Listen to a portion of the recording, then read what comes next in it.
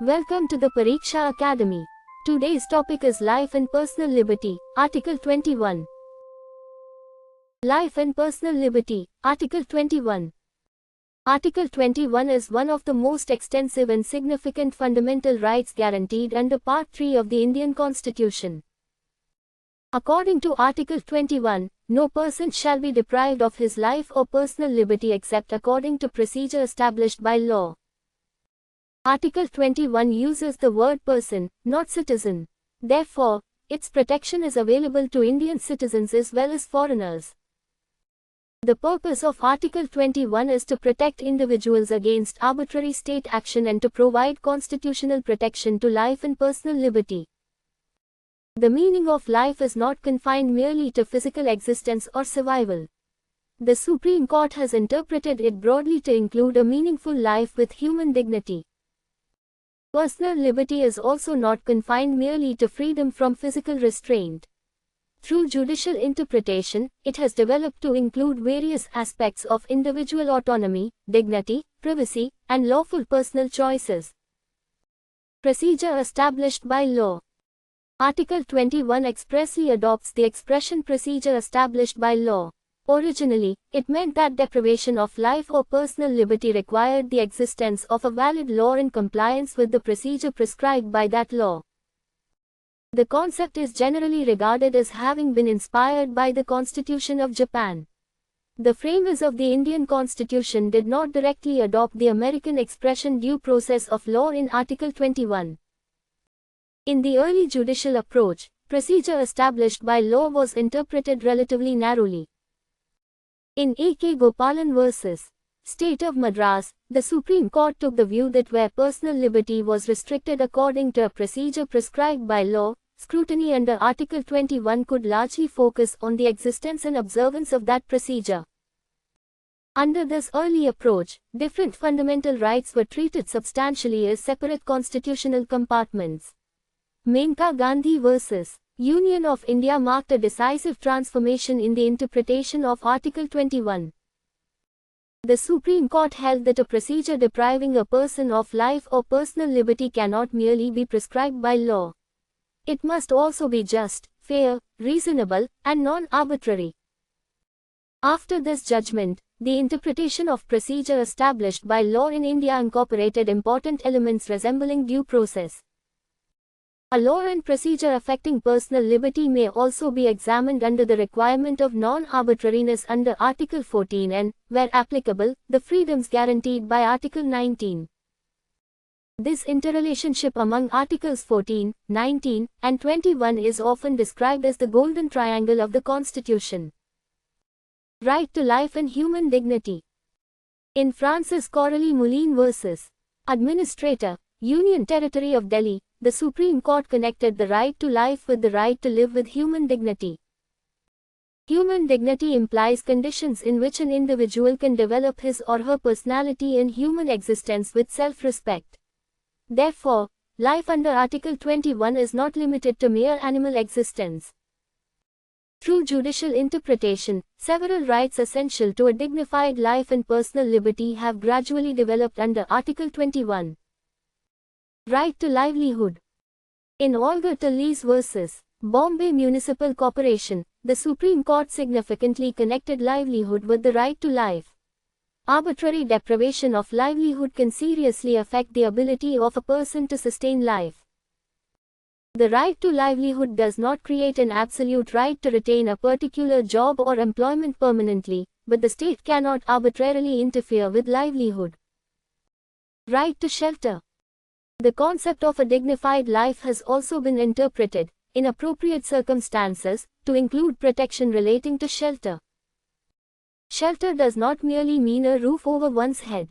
It is connected with living conditions that enable a person to lead a life with dignity. This does not mean that every person automatically acquires a fundamental right to ownership of a particular house or property. Right to health and medical assistance. Health and timely medical assistance have been connected with the right to live with dignity under Article 21. In Permanent Katara v. Union of India, the Supreme Court emphasized the importance of providing immediate medical assistance to an injured person. In Paschim Banga Khet Mazdoor Samiti vs. State of West Bengal, the court connected the responsibility of the state to provide adequate public health care and timely medical treatment with Article 21. The state has a constitutional responsibility to develop public health care facilities within the practical limits of available resources. Right to a clean environment. A clean and healthy environment has been recognized as essential for a dignified life. Polluted air, contaminated water, and serious environmental degradation can directly affect human life and health. In Subhash Kumar vs. State of Bihar, the Supreme Court associated the enjoyment of pollution-free water and air with the right to life. Various MC Mehta cases further developed the relationship between environmental protection and Article 21. This does not mean that every environmental dispute automatically becomes a violation of Article 21. The constitutional concern arises particularly where environmental harm substantially affects life, health, or quality of life. Right to privacy.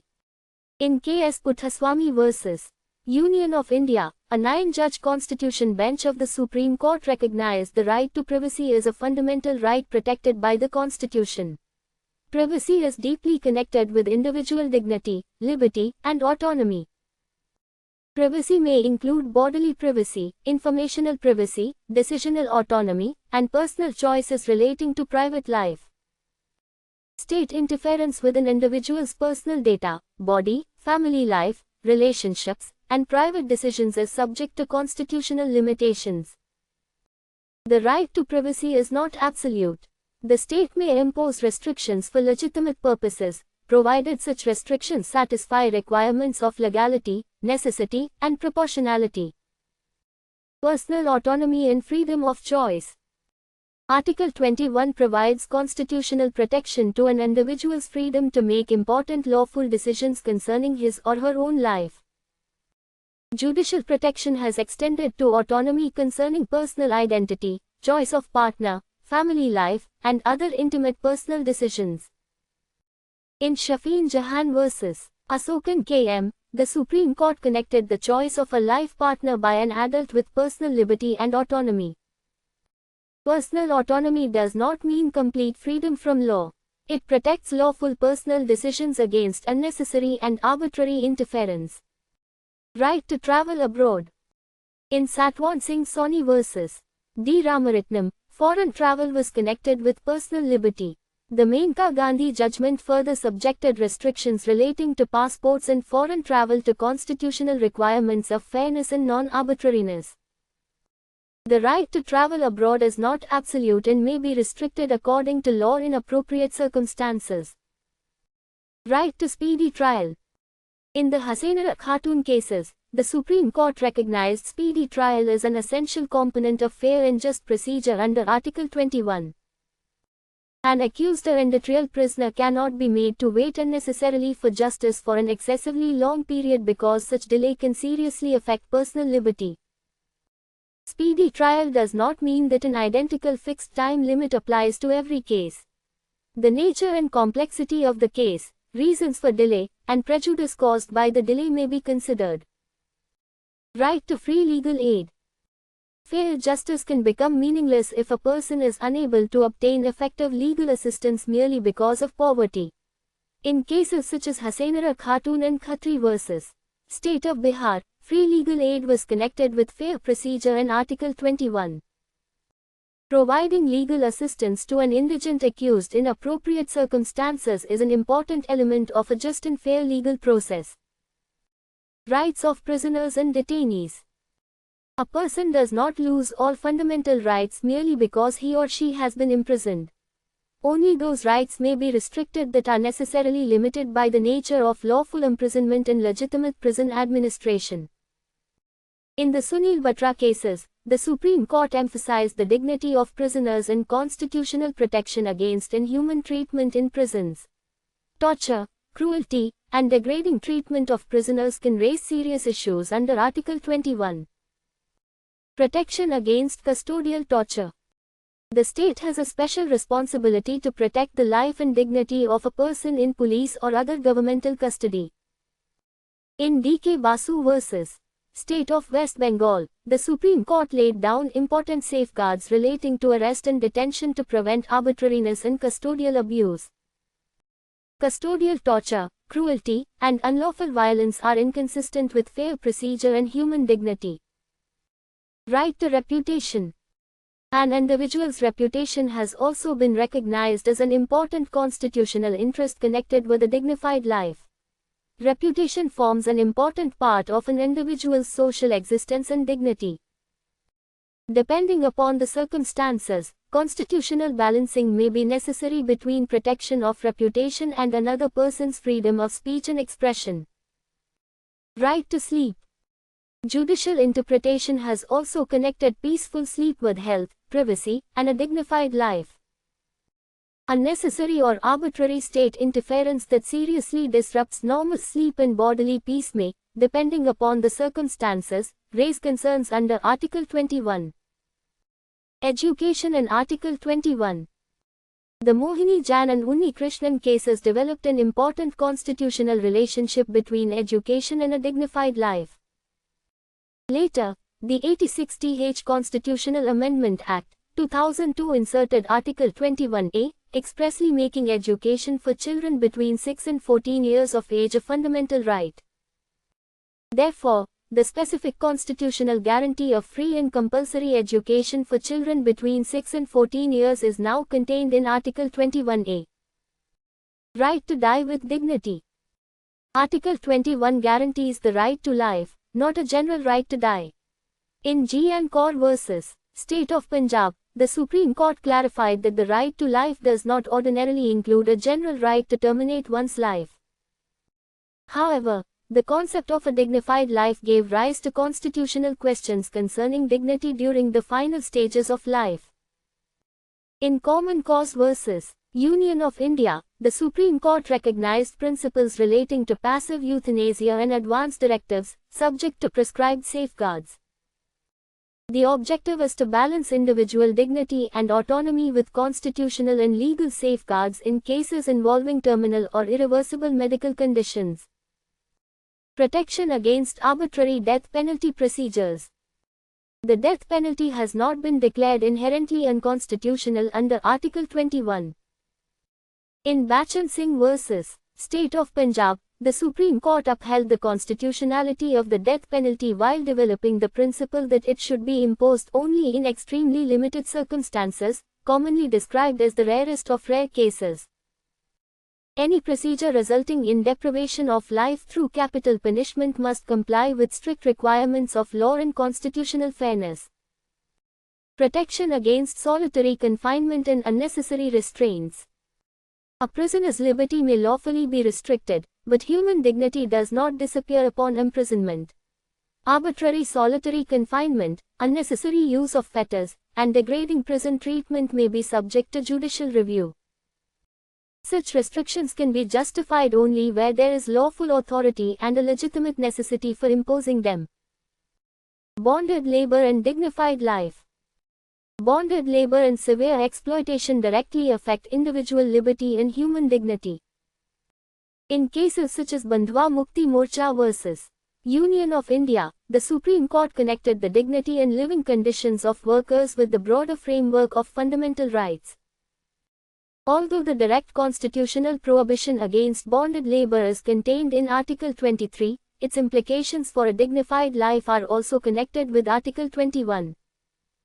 Sexual harassment and dignity. Sexual harassment at the workplace affects individual dignity, equality, and the ability to live and work safely. In Vishakha vs. State of Rajasthan, the Supreme Court connected the dignity and safety of women at the workplace with Articles 14, 15, 19, and 21.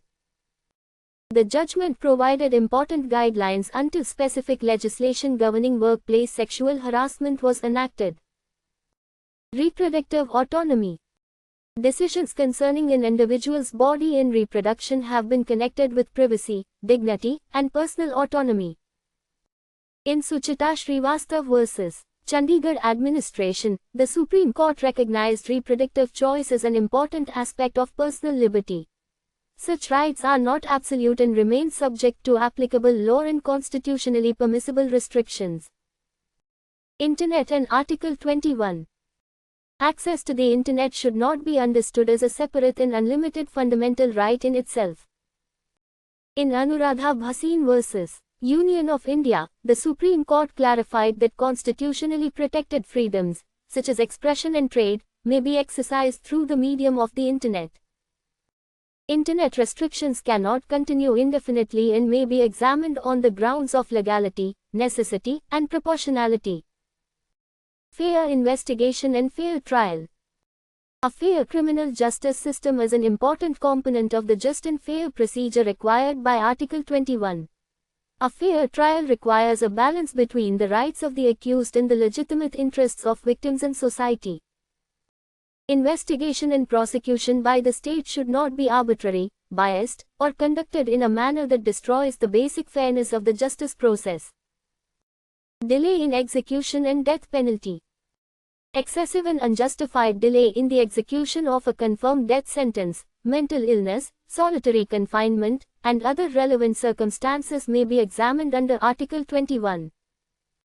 In Shatrughan Chauhan vs. Union of India, the Supreme Court laid down important principles concerning the dignity and constitutional protections of death row prisoners.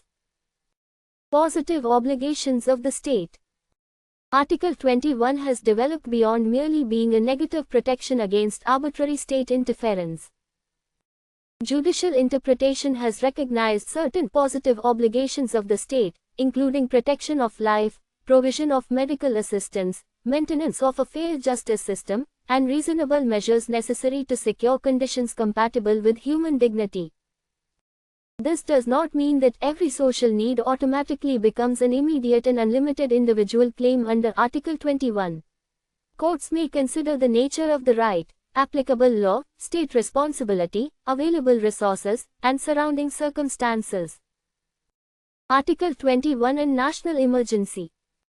Articles 20 and 21 enjoy special constitutional protection following the 44th Constitutional Amendment. Under Article 359, the President cannot suspend the right to move a court for the enforcement of Articles 20 and 21.